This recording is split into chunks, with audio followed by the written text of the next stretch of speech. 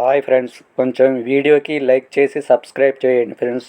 Like చేయటం వల్ల ఈ వీడియో ఇంకొంతమందికి రీచ్ అయ్యే అవకాశం ఉంటుంది ఫ్రెండ్స్.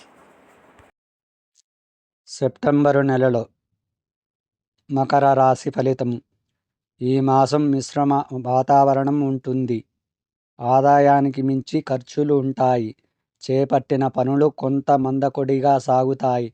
ముఖ్యమైన వ్యవహారాలు అవరోధాలు కలిగినప్పటికీ కొంత నిదానంగా పూర్తి చేయగలుగుతారు.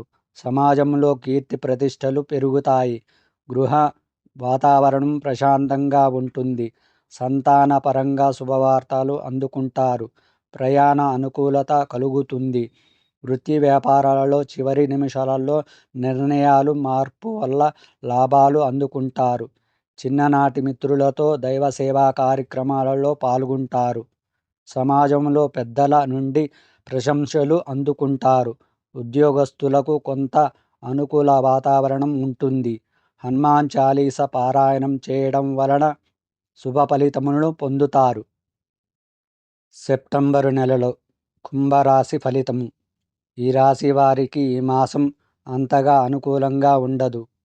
అనుకున్న పనులు అనుకున్న సమయానికి పూర్తి చేయలేరు. వృత్తి వ్యాపారాలు అంతగా రాణించవు. ఆర్థికంగా మరింత గందరగోళ పరిస్థితులు ఉంటాయి. రుణదాతల నుండి ఒత్తిడి పెరుగుతుంది. చుట్టుపక్కల వారితో ఊహించని వివాదాలు కలుగుతాయి. కుటుంబ సభ్యులతో మాట పట్టింపులు ఉంటాయి. స్త్రీ సంబంధిత వివాదాలకు దూరంగా ఉండడం మంచిది. దూర ప్రయాణాలు వాయిదా పడతాయి. గృహ నిర్మాణ ప్రయత్నాలు వాయిదా వేస్తారు. జీవిత భాగస్వామి ఆరోగ్య విషయంలో కొంత శ్రద్ధ వహించాలి. మాసాంతమున అవసరానికి మిత్రుల నుండి సహాయ సహకారాలు అందుతాయి. ఆర్థికంగా కొంత మెరుగైన పరిస్థితులు ఉంటాయి.